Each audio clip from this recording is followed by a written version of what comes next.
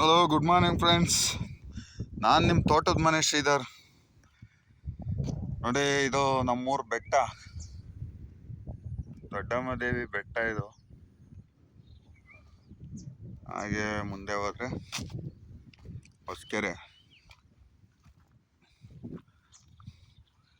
ಇದು ಸಿದ್ರು ಬೆಟ್ಟದ ಹಿಂಭಾಗ ಇರೋದು ಬೆಟ್ಟ, ಸೂಳೆಕಲ್ಲು ಬೆಟ್ಟ.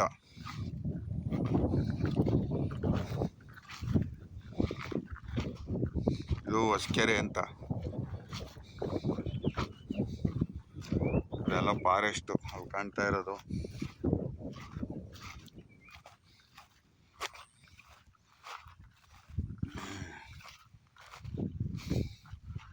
ವೆದರ್ ಒಳ್ಳೆ ತುಂಬ ಚೆನ್ನಾಗಿದೆ, ಬಿಸಿಲಿಲ್ಲ.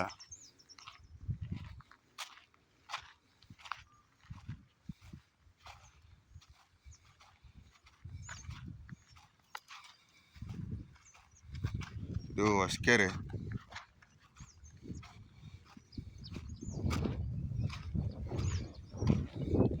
ಕೆರೆ ಏರಿ ಮೇಲೆ ಹೋಗ್ತಾ ಇದ್ದೀವಿ. ಮಳೆ ಇಲ್ಲ ಈ ಸತಿ, ಹಾಗಾಗಿ ಕೆರೆಗೆ ನೀರಿಲ್ಲ. ಇದು ಕೆರೆ ಹಿಂಭಾಗ.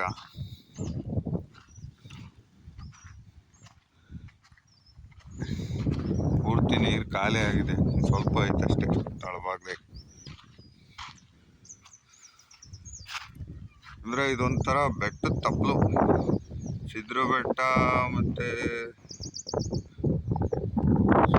ಸೂಳೆಕಲ್ಲು ಬೆಟ್ಟ, ಆ ಕಡೆ ಕೌರ್ಗಲ್ ಬೆಟ್ಟ, ಹಿಂಗೆ ಹಲವಾರು ಹೆಸರುಗಳ. ಸಂಗಾಪುರದ ಮುನ್ಗುಟ್ಟೆ, ಜೋಗಂದಿ ಕಲ್ಲು, ಬೋಡ್ಗುಟ್ಟೆ, ಹಿಂಗೆ ಬೆಟ್ಟಗಳು ಹೆಸರುಗಳು ಸುಮಾರವೆ. ಅಂದ್ರೆ ಇದೆಲ್ಲ ಮಾಡಬೇಕು ಅಂದ್ರೆ ಈ ಕೆರೆ ತುಂಬ ಕಷ್ಟಪಟ್ಟವ್ರೆ. ಇವಾಗ ನಾವು ಹೇಳ್ಬೋದು ಆ ರೀತಿ ಈ ರೀತಿ. ಇವಾಗೆಲ್ಲ ಸಿಮೆಂಟು ಕಾಂಕ್ರೀಟು ಬಂದೈತಿ. ಒಂದೊಂದು ಕಲ್ಲೂ ಈ ರೀತಿ ಎತ್ತಿಡ್ಬೇಕು ಅಂದ್ರೆ ಸುಮ್ಮನೆ ಅಲ್ಲ, ಭಾರಿ ಕಷ್ಟ ಐತಿ.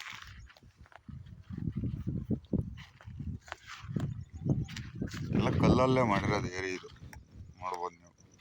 ನೋಡಿ,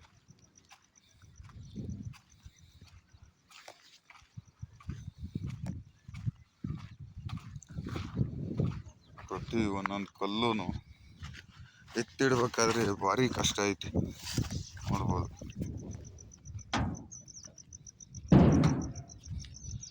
ಇದು ಕಬ್ಬಿಣದ ಮಾಡವ್ರೆ.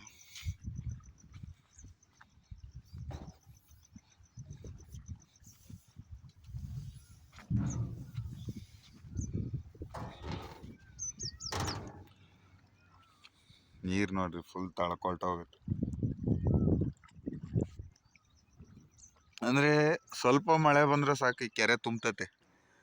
ಏನಪ್ಪ ಅಂದರೆ ನೋಡ್ರಿ, ಆ ಕಡೆ ಬೆಟ್ಟದ ನೀರೆಲ್ಲ ಈ ಕೆರೆಗೆ ಬರೋದು, ಈ ಕಡೆ ಬೆಟ್ಟದ ನೀರೆಲ್ಲ ಈ ಕಡೆ ಕೆರೆಗೆ. ಅರ್ಧ ಮುಕ್ಕಾಲು ಭಾಗ ಬೆಟ್ಟದ ನೀರು ಈ ಕೆರೆಗೆ ಬರ್ತವೆ, ಈ ಬೆಟ್ಟದ್ದು. ಈ ಕಡೆ ಫಾರೆಸ್ಟ್ ಒಳಗಡೆ ನೀರೆಲ್ಲ ಇಲ್ಲಿಗೆ ಬರೋದು. ತುಂಬ ಬೇಗ ತುಂಬಿಡ್ತೈತೆ ಕೆರೆ. ಬಟ್ ಮಳೆ ಹುಯ್ಬೇಕು, ಮಳೆನೇ ಇಲ್ಲ ಈ ಸತಿ. ನೋಡ್ಬೋದು, ಏರಿ ಎಲ್ಲ ಬರೀ ಕಲ್ಲಿನಲ್ಲೇ ಮಾಡಿರೋದು ಏರಿ. ಒಳಭಾಗ ಎಲ್ಲ ಪಿಚ್ಚಿಂಗ್ ಹಾಕಿ ಆ ಕಡೆ. ಅಂದ್ರೆ ಭಾರಿ ಕಷ್ಟಪಟ್ಟವ್ರಿ. ಇವಾಗೆಲ್ಲ JCB, ಟ್ಯಾಕ್ಟ್ರಿ, ಲಾರಿಗಳಿಗೆಲ್ಲ ತುಂಬಿ ಮಣ್ಣು ಹೊಡೆದು ಬಿಡ್ತಾರೆ. ಬರೀ ಕೈಯಾಗ ಗೊತ್ತಾಕಿರೋದು, ಕೈಯಾಗೆ ಗುದ್ಲೆಗೆ ತುಂಬಿ ಮಂಕ್ರಿಗಳಾಗ ಗೊತ್ತಾಕಿರೋದಂತೆ. ಪೂರ್ವಜರು ಹೇಳ್ತಾರಲ್ಲ, ಈ ಕೆರೆ ಮಾಡಿರೋರು ಕೆಲವರು ಮಣ್ಣು ಹೊತ್ತಿರೋರು ಇನ್ನೂ ಅವರೇ ಜೀವಂತವಾಗಿ. ಅವ್ರು ಹೇಳ್ತಾರೆ, ಎಲ್ಲ ಕೈಯಾಗೆ ಒತ್ತಾಕಿರೋದು ಮಣ್ಣು. ತಲೆ ಮೇಲೆ ಅಷ್ಟು ತೂಕ ತಲೆ ಮೇಲೆ ಹೊತ್ತಿರೋದು ಗ್ರೇಟು.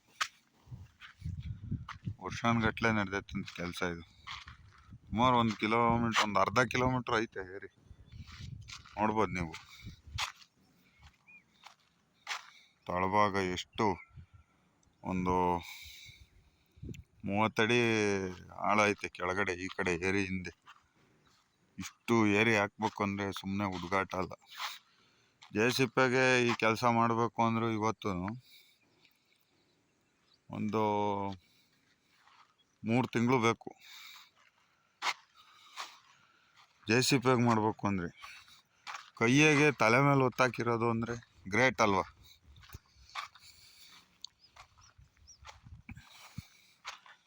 ಗಿಡಗಳು ಅದು ಹಂಗೆ ಗಿಡ ಅಂದರೆ ಈ ಪ್ರಕೃತಿ ಎಲ್ಲ ಕೊಡ್ತೈತೆ ನಮಗೆ. ಪ್ರಕೃತಿಗೆ ನಾವೇನು ಕೊಡಲ್ಲ.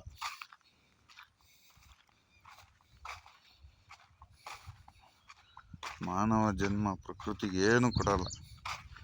ಪ್ರಕೃತಿ ಮಾತ್ರ ಎಲ್ಲ ಕೊಡ್ತೈತೆ.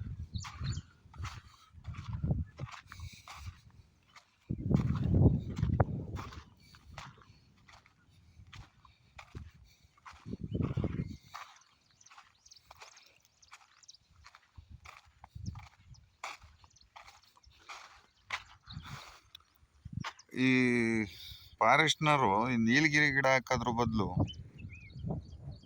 ಆಲ್ದ ಮರ, ಹಳ್ಳಿ ಮರ ಈ ಥರದ ಗಿಡಗಳು ಹಾಕಿದ್ರೆ ಎಲ್ಲ ಫುಲ್ ಆವರಿಸ್ಕೊಂತತೆ, ಹೋಗೋದಿಲ್ಲ ಎಷ್ಟು ವರ್ಷ ಆದ್ರೂ. ಒಳ್ಳೆ ಗಾಳಿ ಸಿಗುತ್ತೆ, ಒಳ್ಳೆ ದೊಡ್ಡ ದೊಡ್ಡ ಮರ ನೆರಳಿರ್ತೈತೆ, ಪ್ರಾಣಿ ಪಕ್ಷಿಗಳಿಗೆ ಆಶ್ರಯ ಇರ್ತೈತೆ. ಈ ನೀಲಗಿರಿ ಏನಕ್ಕೂ ಉಪಯೋಗ ಇಲ್ಲ, ಅದನ್ನೇ ಜಾಸ್ತಿ ಹಾಕ್ತಾರೆ. ನೋಡ್ಬೋದು, ಬರೀ ನೀಲಗಿರಿ ಜಾಲಗಿರಿ 2 ಗಿಡ ಬಿಟ್ರೆ ನಮ್ಮ ಗಿಡದಲ್ಲಿ ಏನೂ ಇಲ್ಲ. ಗಿಡಗಳು ಹಾಕ್ತಾರೆ, ಅದು ಹಾಕೋ ರೀತಿ ಹಾಕಲ್ಲ. ಸುಮ್ಮನೆ ಮೇಲೆ ಗುಂಡಿ ತೆಗೆದುಬಿಟ್ಟು ಹಾಕ್ಬಿಡ್ತಾರೆ. ಅವು ಒಂದು ಹೊತ್ಕೊಳಲ್ಲ. ಆಲ್ದ ಗಿಡಗಳು ಹಾಕಿಬಿಟ್ರೆ 100 ಸಾವಿರಾರು ಗಿಡ ಹಾಕೋದ್ರ ಬದಲು 100 ಆಲ್ದ ಗಿಡ ಹಾಕಿರೆ ಎಷ್ಟು ಪೂರ್ತಿ ಆವರಿಸ್ಕೊಂತತೆ ಅಂದರೆ ಯಾರಾದರೂ ಹೋಗೋಕ್ಕೆ ಭಯ ಆಗ್ಬೇಕು, ಆ ರೀತಿ ಆವರಿಸ್ಕೊಬಿಡ್ತೈತೆ ಆಲ್ದ ಮರ. ಅದೇನು ಜಂಬ್ ಇಳ್ಕೊಂಡು ಒಂದು ಮರ ಹಾಕಿದ್ರೆ ಸಾಕು, ಬೆಳೆದು ಬಿಡ್ತೈತೆ ಚೆನ್ನಾಗಿ. ಈ ನೀಲಗಿರಿ ಏನಕ್ಕೆ ಹಾಕ್ತಾರೆ ಅಂತಲೇ ಗೊತ್ತಾಗ್ತಾ ಇಲ್ಲ. ನೋಡ್ಬೋದು, ಬರೀ ನೀಲಗಿರಿ ಅಷ್ಟೇ.